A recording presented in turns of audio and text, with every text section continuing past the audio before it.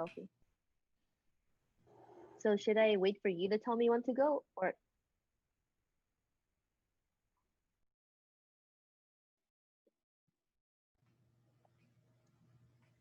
hi and welcome to MakeNew Talks. It's good to be back on YouTube Live and see you all in the chat. So if you're online right now and you see us, go ahead and say hello. And if you'd like, put in one emoji to describe how your week went since we last met. I think if I was to choose one, it would be this one, this grimace emoji. There was a lot of work to do this week, and that's kind of what my face looks like when I have to do a lot of work, and so I would choose that one. But yeah, it's nice to see everybody and nice to see everybody in the chat saying hello and everything. So, if you are new to this channel, this is MakeNew Talks, where we as MakeNew Christian Fellowship at Mason have candid conversations on topics such as Christian discipleship, life in general, and current events through the lens of the gospel. And if you're new here, welcome. We're glad you're here to join us. Another reminder is you're free to engage in the chat throughout the stream. So make comments and ask questions. And any of the questions that you have for us, go ahead and put in the chat and we'll be sure to answer them at the end of the stream as well. So let's introduce the folks around the table today. We have different panelists who will be sharing their stories today. As last week, we got to hear from Tiani and David, Esther and Pastor Will, and Jenny. But today, we have Alan and Monica, myself, and Pastor Will again. And so let's start with Monica and then Alan. So you want to introduce yourselves with your name, as well as what is your emoji for the week? Oh yeah. Hey, what's up, guys? I'm Monica, and the emoji that I'm feeling just for this week. Okay, I don't know if this really represents me, but I'm feeling this because I get to put in a lot of workouts today. Weather was kind of gross, but yesterday was nice. So some of us went out and played tennis, and I think I haven't played tennis in a long time, but it was pretty fun. So I feel pretty buff from that. Yeah, if you guys know Monica, she has two adorable kids, and you know that she's buff because she carries them everywhere. They're just fat, that's all. So cute. All right, what about you, Alan? Hi, everyone. My name is Alan.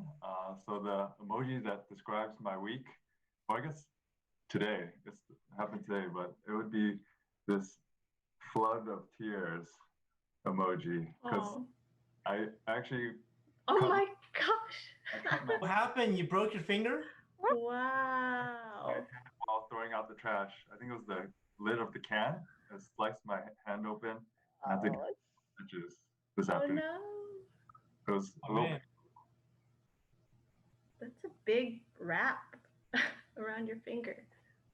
Yeah. Wait, so you didn't break it, you just cut it? Yeah. Did you do that bandage yourself or you went to the hospital? Urgent care. Oh, okay. Oh, man. Sorry to hear that. Bleeding. Okay, well, my name is William, and the emoji that describes, I have two. I think the first one is, the second one is, and the first one because my son, he came up from college to visit me for Father's Day. So I was, Yay. And then the second is because he went back home to college. Oh. So, yeah. But anyways, I'm glad that he's back at home, and he has his own life. He's got to do what he's got to do. But it was good to see him. Yeah, he drove a long way to see you, all the way from NC. Yeah, North Carolina. So yeah, glad he made the trip. Yeah. All right. Thank you for introducing yourselves. And so for those of you who don't know, my name is Elise, and I will be hosting this time. And so, yeah, looking at the chat, a lot of people have different emojis. And so for today's topic, we'll be discussing how to make the most of your summer. So we've been in summer for almost a month now since Mason ended spring semester officially. And I'm sure for many of you students, it doesn't feel too different. Because of COVID, because of quarantine, we've been home, in the last 2 weeks. A lot of us have been home from work as well. And so in light of this, I think there's still a lot of good work that we can participate in, whether it's out in the community, right in your own homes, or even in your own personal habits and your personal growth. I think there's a lot that we can do. And I'm sure you all feel restless too, and you want to do something meaningful with your time, or you want to, get something out of the summer. And so to start, we actually made a video of what we've been doing during this time of COVID-19, where actually there's a lot of people out there in great need. People have lost jobs, they've lost family members, and much more due to the virus, and many are unable to get food and necessities to live and survive every day. I think we can all see that we're very blessed because we have a roof over our heads, we have meals to eat every day, but many folks in this country right now don't have that. And with the current climate we're in, that's getting all the more exposed as different people groups and population are even more under-resourced and ignored. And so, in light of this, some of us wanted to find ways to give back to the communities around us, as the needs are still there too. And so, we're going to share a video of what we've been up to. And while that's playing, in the chat, let us know what kind of community service that you've done in the past and the opportunities that you got to be a part of.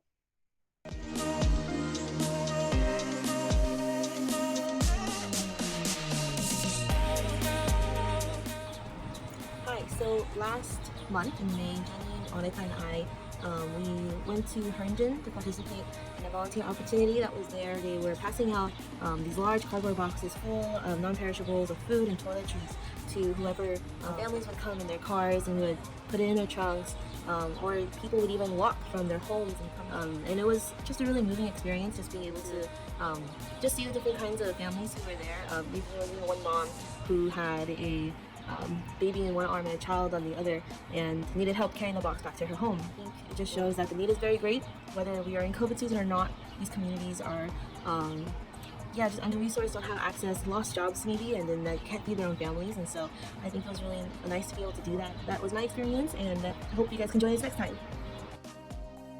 I've just been hearing about how families have been in need, but it hit me in a deeper way when I helped volunteer at the Salvation Army. We're giving away food to over 100 families who struggle to provide food for their families or even pay for their monthly bills. So this moment grew my burden for people, and it caused me to thank God for the ways I have been taking for granted, such as a roof over my head, food, and even my job. Hey guys, I just want to give you an update about a recent volunteering experience I had at Alexandria. A few of us took a half day off on Monday to help distribute breakfast and lunch to the local underprivileged communities. We got to TC William High School before 8 o'clock to check in and started packing food items into bags and boxes at the cafeteria. There were about 20 volunteers, and we probably packed close to 2,500 bags of food in the next 2 hours. These are breakfast and lunch items that are normally provided for kids in summer school. One of the high school IT employees started the distribution effort about 2 months ago. Each week, they have 3 days of distribution at 8 different locations, serving many families in the area. So after we packed up the food, we loaded them into several school buses, each with about 300 meals. To my surprise, more than half of the people who came were young kids. Some of the families probably relied on these programs for food, and perhaps it's the only source of food. As you can imagine, some of the parents might have lost their job because of COVID-19 and they're struggling. This is just about 30 minutes away from Fairfax, and I think the experience really opened up my eyes to see the needs around me.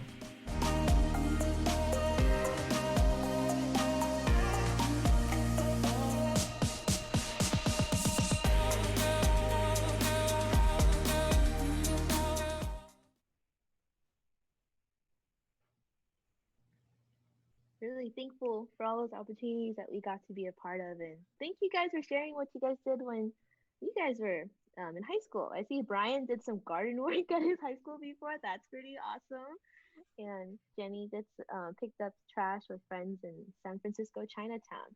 Yeah, could imagine there's probably a lot in that area. But yeah, I think I remember going with Monica to that experience, going to community service, and it was a part of that was really fun because at the end, the pastor there, he had asked a family to come and lead us in like some praise songs, and it's like a little mini Von Trapp family because each like family member had an instrument. The mom would sing, and the kids, there's like 4 kids, and they all had little instruments, and them together was like a little praise band. That was really awesome. I was like, wow, this is so cute. It was nice singing Spanish praise. Oh yeah, that was really fun to hear in another language. But I think they noticed that a lot of us weren't singing because we couldn't understand, so they switched to English. Yeah, but yeah, I think it's really cool that we get to participate like this and to give back. And we hope to keep doing it too throughout the summer. Because even though like a lot of the different states have been opening up and um, life seems like it's going back to the way it was, I think people have been really hit hard these past couple months. And so I think the need is still there. So yeah, I'm really thankful we get to keep doing this and serving together. And we can keep reaching out our hands as Christ did in his life to the least of those in our society. So that's one way. But I think there's a lot of other ways we can make the most of this summer because there's still a lot of time, right? So there's ways that we can personally grow in our faith, in building good habits, or even building good friendships. And I've experienced that as friends would visit me, I would visit friends, and that was really like a good time during the summer. And so we have real life experiences right around the Zoom table. And so the staff here are going to share different experiences of how they made the most of their summer, as well as share areas of their life that grew or improved due to doing something about it. And so they're going to share their experiences, but also share a short memory that represents their sharing. And so we'll start with Monica. So, how did you make the most of your summers when you were in undergrad? And yeah, excited to hear what you're going to share about. Yeah, sure. I wanted to share about a lot of memories I have from the summer after my junior year. I was pretty sick of taking classes, and so I didn't do summer school. A lot of time on my hands. So it was pretty cool because there were a few of the like upperclassmen and older sisters in our church who were at the time job searching. So what we would do is we would gather and we would kind of rotate, go into each other's houses. Some days we would be at Gina's house, some days at Kathy's, and some days at like our pastor's house. And it was really cool because we could just come in the morning and like do our devotion. We had time to just read. Like if we had a book we were wanting to get through, we could come and read. Yeah, people were job searching and we would help each other out with like our resumes. It was really exciting one time when we were all together and there was a sister who checked her email and she actually got a job offer. And so we all like screamed and celebrated together. Yeah, we also committed to exercising together. I think a lot of people commit to that in the summer. Very important. Yes, exactly. So we would just do exercises together as a break because like it was really hard to just always be on the screen, like job searching or reading. And so at the same time, though, we wanted to also memorize some verses, and we actually tried to memorize the whole book of Second Timothy. And so we tried to do both at the same time. And so there was even a sister who helped me to memorize a part of it because there's a verse there that says like, for which I was appointed a preacher and an apostle and a teacher. And like, I would always get the order wrong. Like, I don't know how to get it. And she would be like, okay, it's like P-A-T, Pat, preacher, apostle, teacher. And so to this day, it sticks in my mind. Like as we're doing like sit-ups, I'm like, Pat. And then so, yeah, it was just trying to pack in a lot in that day. And so, yeah, we would also like eat lunches together. Like we wouldn't spend the whole day together, but we would eat lunch and then after that take off. But yeah, we would eat lunch together, and some of the staff and mentors were really good cooks at our church. They're like the best. And so I learned actually from Kathy how to cut a green onion, like not like long ways. That's like beginner level stuff, but she taught me how to make it like a Korean green onion pancake. And so I didn't know it was possible to slice it like vertically, but even, yeah, memories like that, I think I was really thankful to have that summer to just read a lot and study God's word a lot, exercise, be together with people, and like do practical things like learning how to cook. So those are some of my memories from, yeah, after my junior year. Wow, that sounds like a packed summer. It was. I'm thankful for it. Well, Alan, can you top that? I don't know what Alan was doing during undergrad. No, but then the cooking thing is great. I think a lot of you know, but like I've known Monica since like I was a freshman, and like I would have never known that she couldn't cut green onions because she cooked great food in undergrad. So yeah, if it wasn't for their summers, I wouldn't have experienced that with Monica. So all of that training helped you later on in life, right? Yeah, help me like learn how to feed people like Elise, or even And how to Billy. have and Billy and my kids and anybody. So any of you watching, I invite you to come. I'll make you a Korean seafood or green onion pancake. Yeah, to the Mac house. So, Yay. Good skills. Yeah, they carry on later in life, so it's good to start now. yep. So, yeah, Alan, go ahead. Can you top what Monica shared? Yeah, I'm dying to hear this. To be honest, in college, I viewed the summer as just a time to relax. And that meant just playing video games all day long. And yeah, growing up, yeah, that's what I did at home. And returning to my parents' house during the summer, coming back from college. Yeah, I went back to that old habit of playing video games all day long. But yeah, after becoming a Christian, I realized, yeah, that God gave me a much higher purpose and much more good work to do. And Mhm. yeah, it's about relating with Him and yeah, just loving the people around me rather than just fighting a virtual battle that doesn't even exist or even achieve anything. Right? And you know, what really helped me make the most out of my summer was yeah, remaining connected with people and being with people. I filled up my schedule with my friends, whether it be just yeah, eating a lot of good food, maybe at Monica and Billy's place, sports, Yeah. hiking, and just reading books with people. And I think one of my most memorable times in the summer was actually going on the backpacking trip with you, Tasuo. And Oh Yeah. yeah, remember that? Do we have pictures of that? I mean, those were some. That was an awesome trip. actually don't, yeah, I don't have any pictures. I think you took the pictures. So Oh, I never gave them to you. I, yeah, I couldn't find them. I tried to look Oh, for okay. I should give you the pictures. yeah, we 27 miles through Yosemite National Park in the span of 3 days. And yeah, there was so much joy in finishing that hard hike together. And yeah, there's just something about that builds camaraderie and brotherhood. So there was that. And yeah, also my friends and I, we really wanted to honor God with our time in the summer, especially. So we committed to doing daily devotions together at the same place and the same time with one another. And I think it's that gathering together daily, that dailiness at the same time and place that allowed me to build up a good habit of reading God's word. And also, I remember being challenged by my mentors to grow in my faith. And we had this summer challenge where we had to read books. And at the end of it, if we read at least 5 books, then we'll receive one for free. So yeah, that's how I grew in the summer. It's a pretty solid incentive. Nice. I know. I can't imagine hiking 27 miles though. That's like what, over 3 days? That's pretty I can't do intense. math. 9 miles a day, almost. Try it. Oh, I Yeah, don't know. that was a memorable trip because I think there was one guy, he kept throwing up. Oh, Then no. and then we ran out of water. Oh no.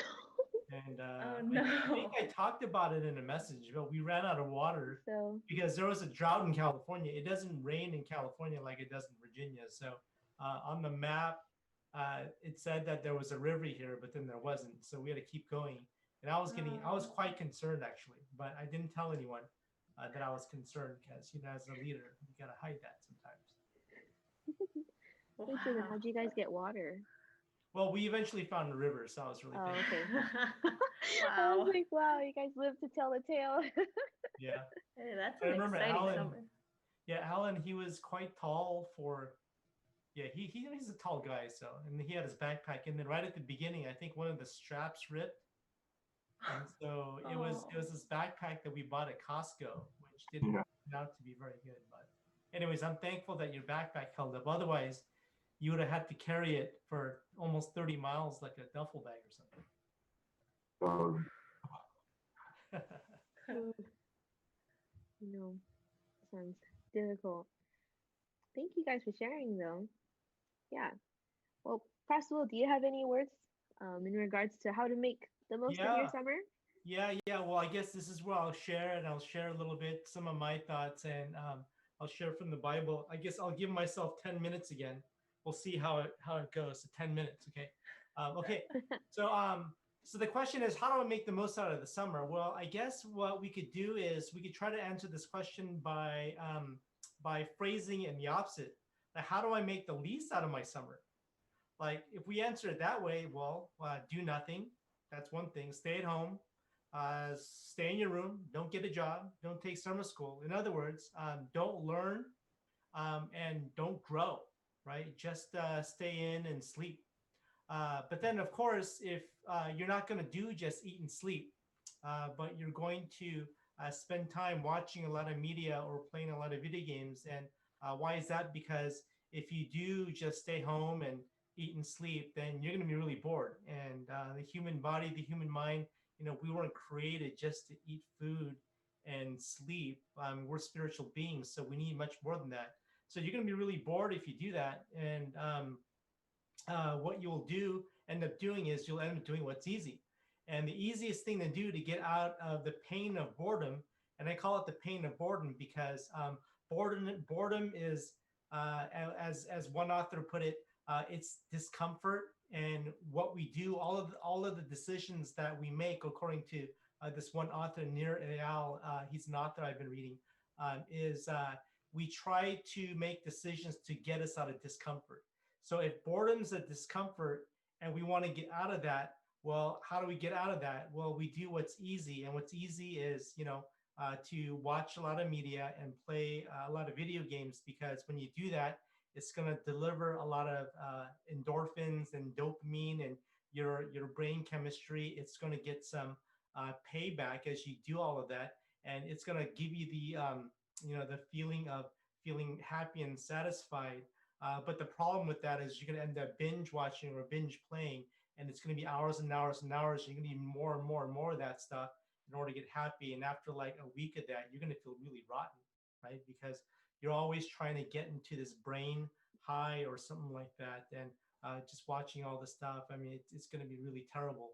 So, so how to make the most out of the summer? Well, don't do the answer to how to make the least out of the summer. In other words, don't just do nothing. You gotta do something.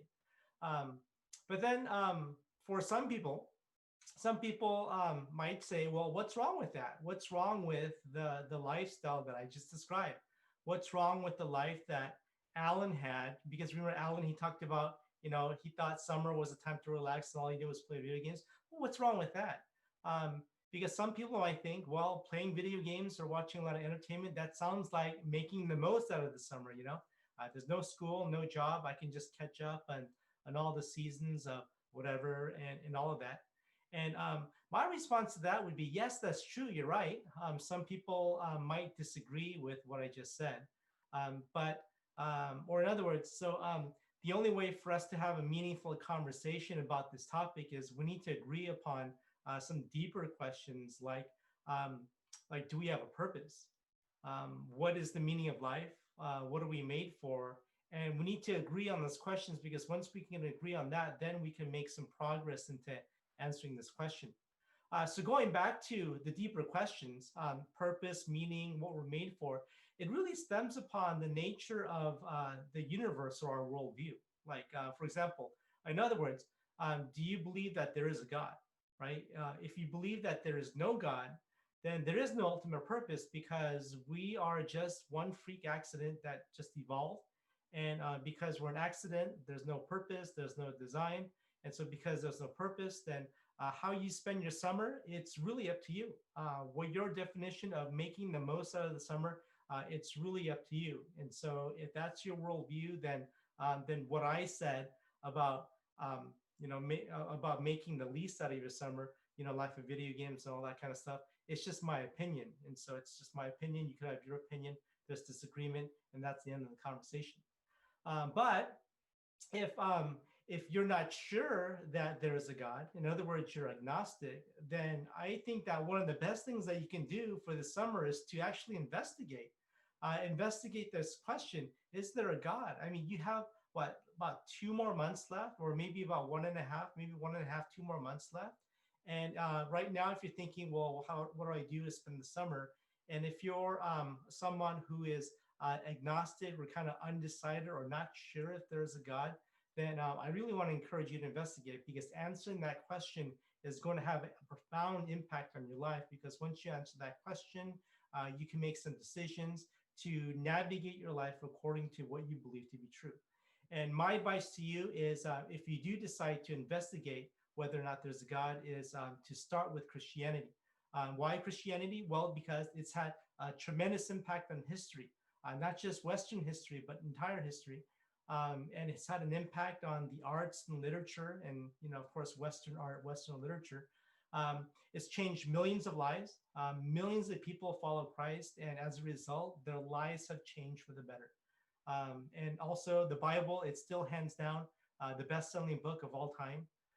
But I think the more important reason, or maybe the more important reason why I want you to start to investigate with Christianity is because it's verifiable. Okay, meaning that all you have to do to discover that if Christianity is true or not is to examine the evidence for the resurrection of Jesus from the grave. Because all of Christianity, it hinges on that one point. We believe that Christ rose from the grave. And if Christ rose from the grave, then definitely he is who he says he is. He is the Son of God. Everything that he says about the Bible is true. And everything he says, everything that's written after him from the apostles whom he commissioned, that's true. What he says about God is true. So it all hinges upon the person of Christ and whether or not he rose from the grave. And so there's good evidence that you can investigate to answer that question. Did Christ actually rise from the grave 3 days after he was crucified? And so that's why I want you to start there, because it's verifiable. Okay. Now, going back to the main question. Now, if you are a Christian, then to answer this question, we need to turn to the Bible, and that's what we're going to do. Like, how are we going to make the most out of the summer? Well, I want to look to Ephesians chapter 5, verses 5 through 19.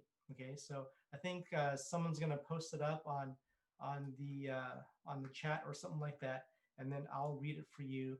And I got to get it really close because, okay, I'll just read it from here.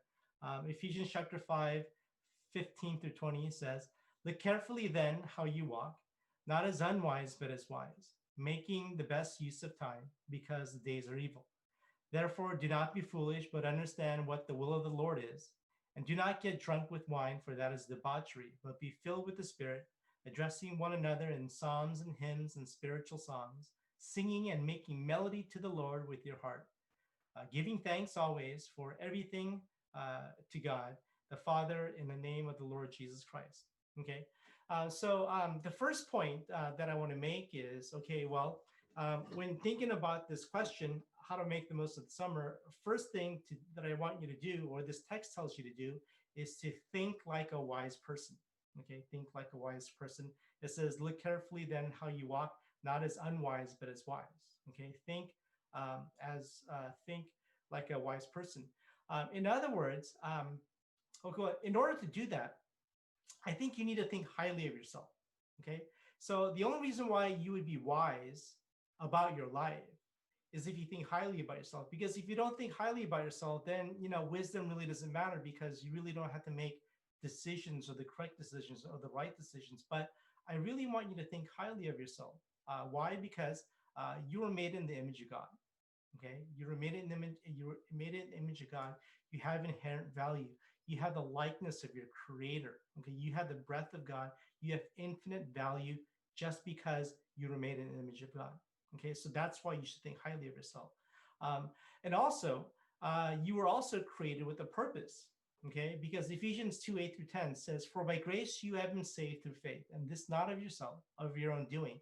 It is a gift of God, not as a result of works, so that no one may boast.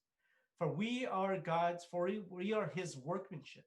Okay, we are his workmanship, created in Christ Jesus for good works, which God prepared beforehand that we should walk in them.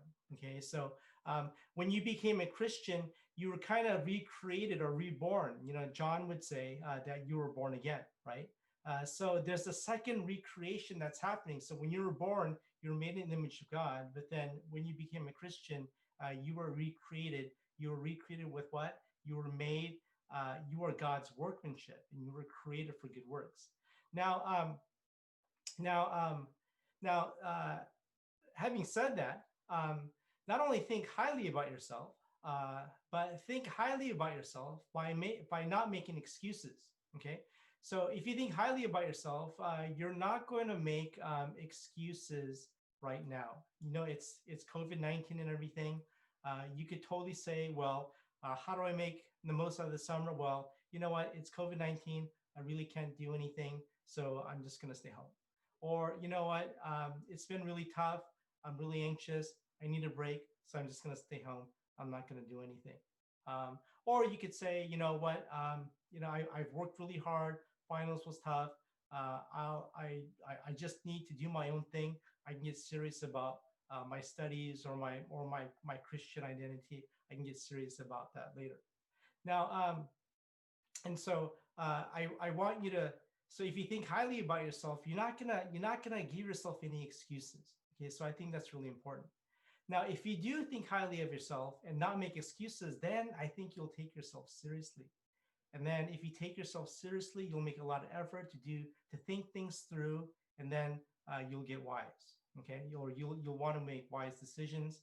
And if thinking wise or being wise, it's a novelty to you, or you don't quite know how to do it, or if you're not sure, then the most important thing after that is to get feedback. Talk to someone about it. And so, And so our text once again says, live as wise, not unwise. My 10-minute thing went up, but I need some more time. Is that okay? Okay. Oh man, I think I was too ambitious. All right. Okay. So the first thing is to think like a wise person. Okay. The second thing is to have the attitude, with the attitude of wisdom, examine your life. Okay, examine your life. That's what look carefully means. Look carefully how you walk. Okay, that's what it means. In other words, look at how you have been living. Look at your Christian life, your career as a student, and ask yourself, man, okay, well, what are my goals? Okay, what are my goals? What do I want to do? What changes do I need to make? In what areas do I need to grow? What do I need to do more of? What do I need to do less of? And so if you have goals, if you have plans, or if there's certain things that you want to do as a follower of Jesus, then it's a good time for you to look back in your life and see, well, have I been doing that? And if not, then why? And what do I need to do more of? What's good? What are some good things that I've been doing? What are some bad things that I've been doing? What can I do more of the former and less of the latter? Okay. And so look carefully at your life. In other words, look back in the past, but also look forward. Okay, look at the summer, look at what's up ahead, and ask yourself, well, what would please God? And that's really important, because when we think about this question, how do we make the most of summer? We need to think about it in the framework of, well, what does Christ want me to do? Because making the most out of summer really has to align with what God wants us to do. Because in verse 17 of the verse, Paul says, do not be foolish, but understand what the Lord's will is. And this is really important, because for the Christian life, it's all about serving God. It's not about serving ourselves. And we really have to drive that point home. And that's another reason why we can't just do whatever we want during the summer, because we are servants of God. And I think a lot of people, a lot of Christians, they put on this Christian identity, and for them, it's just like one small part of the life. It's like, yeah, I'm a Christian. They kind of identify with that. But then when it comes down to schedule or goals or purpose, like being a Christian has no impact. And so we really do need to challenge that kind of idea. And then I think what would help is, imagine what Jesus would do, if he was living in your context. I know that might be a trite saying, what would Jesus do? WWJD, there was that bracelet or lanyard that people had for a while. But then I think it's a pretty decent question. Like, imagine what Jesus would do if he was in your context. And then if you think about that answer, start making some plans, right? It's not too late. There's still plenty of time. you could schedule in like times that you're going to spend in your devotions with God, times in serving others. Maybe there's some projects that you could do for your mom and dad. I think that would be really nice. Maybe some community service opportunities. Gathering your friends, making arrangements to present the gospel to them. I think that would really please Jesus. But in order to do that, you got to study how you're going to present your gospel. Maybe you can make your own gospel tract, meaning that some type of pamphlet or booklet, or maybe a web page or whatever that you can give to someone, or it could be a video that you could send out to some of your friends, or you can get trained up in all of these things too, like I mentioned. Another thing you could do is get a job, learn some skills, or getting a job and working at a job. It also builds character, and all these things that I just listed, they'll make you more Christ-like, because it's going to help you to serve. And so I just want to encourage you to do that. The third thing, and this is the final thing, is the third thing we got to do, according to this text, is make the best use of the time, because the days are evil. Okay. Notice it says the time and not your time. Okay. This reinforces the idea that we are servants, that the universe is about God and his purposes, not about us. This is not my time, it's the time. It's an opportunity. And the whole history, of this timeline that we're living in, it's God's timeline, it's God's plan of redemption, and we have to recognize that. And so it's really his history. It's not our history that we're creating. It's not our timeline. It's just one timeline. It's God's timeline, and God invites us to be a part of that. And so Paul tells us, well, we got to make the best use of this time. In other words, there's a sense of urgency. Why? Because the days are evil. And I want to talk about this a little bit. Paul talks about the days being evil. The biblical idea is that there are two ages, the present age and the age to come. So I think that's really neat, because it sounds like Lord of the Rings or some type of mythological fairy tale or something like that. But then there are two ages, the present age and the age to come. We're in the present age.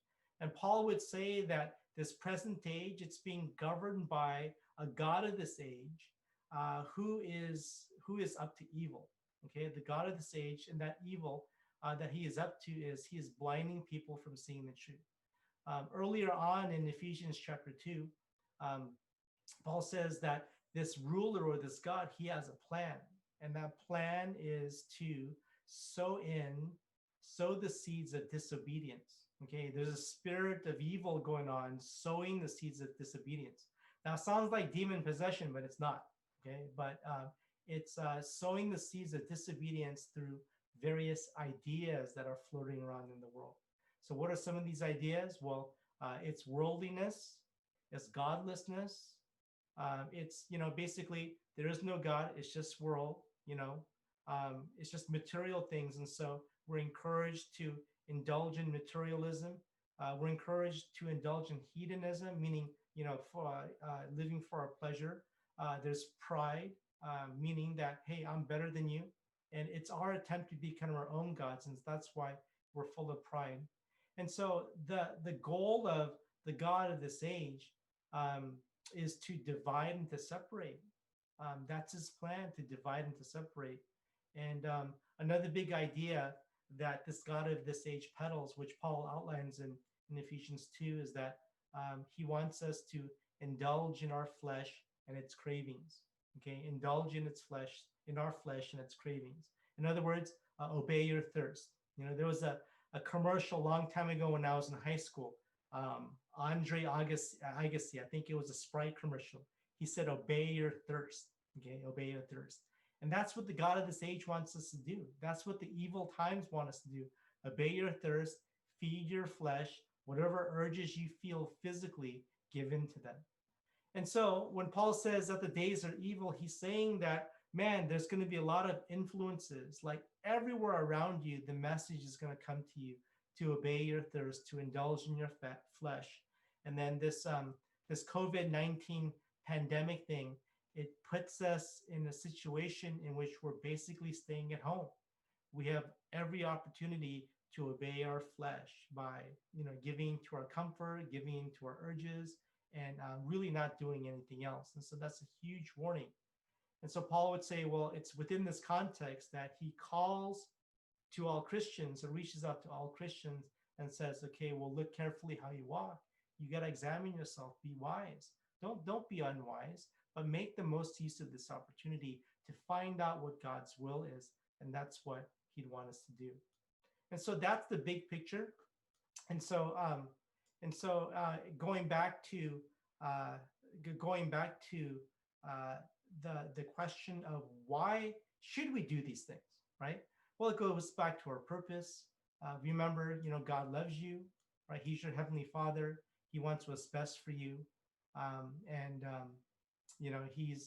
He's created you, and you're hardwired for good works at creation and at recreation, meaning when you became a Christian. And because there's a spiritual battle out there, there's a sense of urgency. And so this is the best way to use your summer in Ephesians 5, 15 through 20. And so that would be my response to you guys. Sorry, I went over. It's okay. Thank you. No, thank you. It'll be shorter next time, I hope. Yeah, no, I think it's all very important things because, yeah, it's more than just like filling our schedules and just, yeah. I think I really agree with that point of the and what different would really aspects. what would really help, Elise, is that if we do it together, because I know that if I just had it my way, it's really easy to make excuses, right? But then if there were other people trying to really getting excited about a serving opportunity or making an effort to train ourselves, and if they ask me, hey, you want to do this, I think that would encourage me also. So it's really important that we do it together and that we help each other out. Yeah, even in the videos that you guys saw, like they were not like one man jobs or like not just one of us just went out and did it by ourselves. Like we gathered friends and we got to do it together and love people together. And so I think that's very true. Yeah. It's always spurring one another on. And in the Bible, there are examples of like prophets who were all by themselves, like Elijah. But then they were always the exception. Like Elijah, he was really discouraged because he felt that he was all alone, and he actually wanted to die. He prayed to God, Lord, just take my life right now, because he felt all alone. Loneliness is the first thing that God called not good, right? That was in Genesis chapter 2. And so Christian life was not meant to be lived alone. There's a very powerful thing happens when we are together. And so right now we got to be together through Zoom, but oh man, it's a lot better when we're together physically, because there's something about the closeness. I think I can't prove it, but when we're physically together, we can spur each other on a lot more, right? Yeah, I look forward to when we can be all together, probably with masks and 6 feet apart, but at least physically together. And that's the hope, at least I guess, for the school year. And so, yeah, I really agree with like a lot of what Pastor Will shared. And yeah, because for me at the end of my summers, I always felt defeated because I felt like I can never accomplish much, or I use it mainly for myself and I feel myself deteriorating in the process. It's kind of like when you take a 3-hour nap and then when you wake up and you feel really groggy or gross. I think that's how the end of my summer sometimes felt, because yeah, I didn't do anything with it when I could have used it to gain new skills, to volunteer, or deepen in my relationships with God and others. And so I hope for everybody listening, this encourages and challenges you all to really take these words to heart and put it into action this summer, because we still have nearly, like Pastor Will says, 1.5 months still of summer left. And there's a lot that you can do. And so before we go into our announcements, we actually have a couple questions. And so one question Keone asked was, where do you recommend we look for resources on the evidences that you talked about earlier, Pastor Will, about I believe about like Christ's resurrection and for those who are seeking? Oh, for those who are seeking. Okay. Well, off the top of my head, there are good websites. If you want to look at really scholarly stuff, then if you go to reasonablefaith.org, that's William Lane Craig's website, you could find a lot of the details and the technical scholarship that will support those claims. N.T. Wright, he's a biblical scholar as well. If you go to Amazon, you can Google N.T. Wright, and he writes a lot on New Testament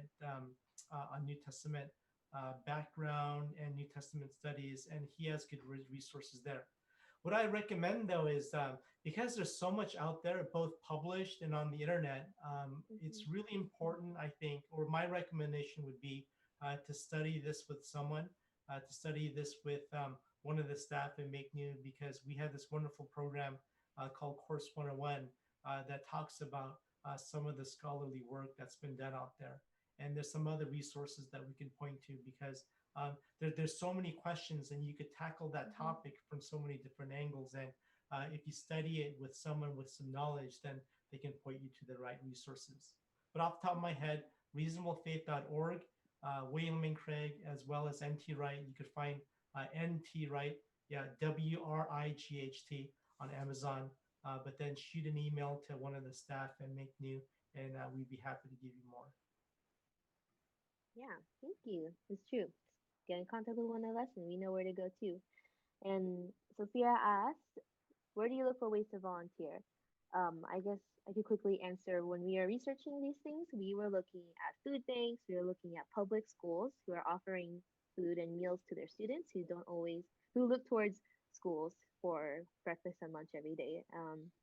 Or you could also look at just overall general volunteer groups, food banks, as they're still continuing their work, but if anything, they just need more help. But also, if you guys have any questions about work that you can do here in the area of Fairfax County or how to look it up, you can also ask as well. Yeah, Elise, if I can just add one more comment on that. Yeah. So I've been reading this book. I mentioned it. It's called Indistractable by Nir Eyal. He's well, anyways, I won't go too much into his background, but he's a Silicon Valley technology guy, and he studies how firms use technology to get people hooked. And then 4 years later, he wrote about how to deflect yourself from that. But anyways, as I was reading his book, he talked about how he talked about the topic of giving, right? And then so I did some other research about giving. There's something called helper's high. So when you actually give, your brain does a lot of good neurochemistry stuff. I mean, there's endorphins, there's serotonin, there's oxytocin, and endorphins that are being rushed in. Cortisol goes down, and what they say is that when you give, you actually feel better because all these endorphins are happening. And then they also said that this helper's high is something that you can get addicted to as well. And so, wow, wouldn't that be great if we practice that, if we learn to practice that, being a blessing to others, instead of practicing just, false ways or cheaper ways of trying to make ourselves happy by these other lesser means. So I think the summer is a really good time, and I'm looking forward to how MakeNew will get us all involved in all of these different types of activities, community service, good works, and we really do have to practice giving. Even if it's just writing letters, I think, just encouraging other people, just get out, it's interacting with someone and just offering something. And I think that will help us feel better. I mean, it's been proven with all the biochemistry. Yeah, I think it's true. There's a lot that we can do, and yeah, especially being able to do it together, it's very important. So for those of you watching, we've given you a lot of different ways that you can get out there. So I hope there really is no excuse. There's resources out there for you and places to look. So hope we can, see ways that you guys will be reaching out, and you can let us know and tell us your stories. And so I think also what MakeNew will do, because for those of you who don't know where to start when it comes to spending your summers well or wisely, we actually are going to roll out on Monday our MakeNew Summer Challenge. Woo! Round of applause for MakeNew Summer Challenge. Do this. And so I'm sure some of you have participated in our challenges before. We've done the winter challenge, we've done the quarantine challenge, but we got the summer challenge that is actually much more simple than I think the other challenges that we've done. So hopefully it's a lot more doable. And again, there's no excuses because it's simple. And so we actually have a video that's going to show you just kind of like what it's going to look like and how it's going to go. So here it is.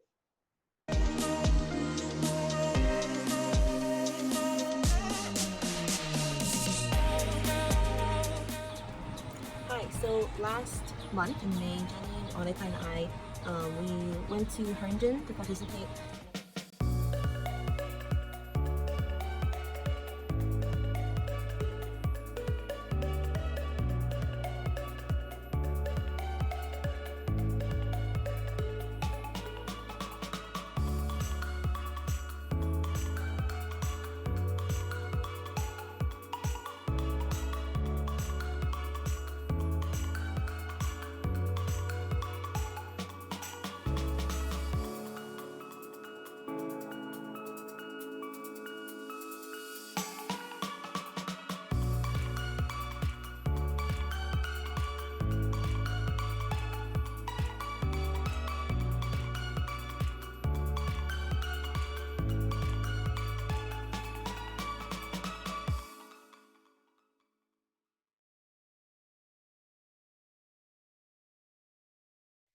All right, I hope you guys are stoked for this challenge. Woo. So, you'll be able to actually visualize your progress against each other.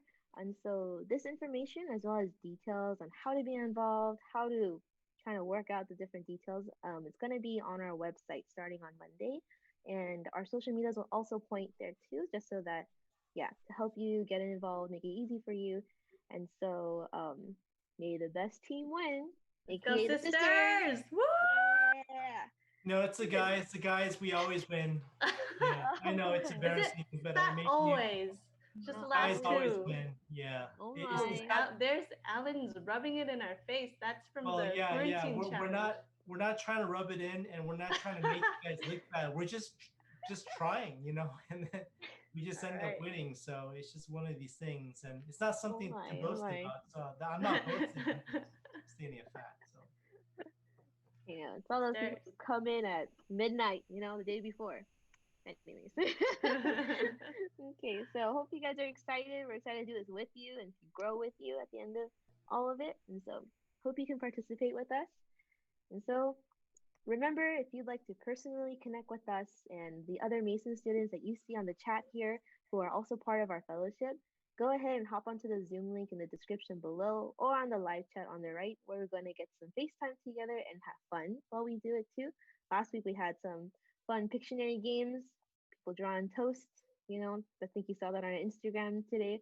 And so I hope you guys can join us. There'll also be a Get Connected link in the description as well and in the chat.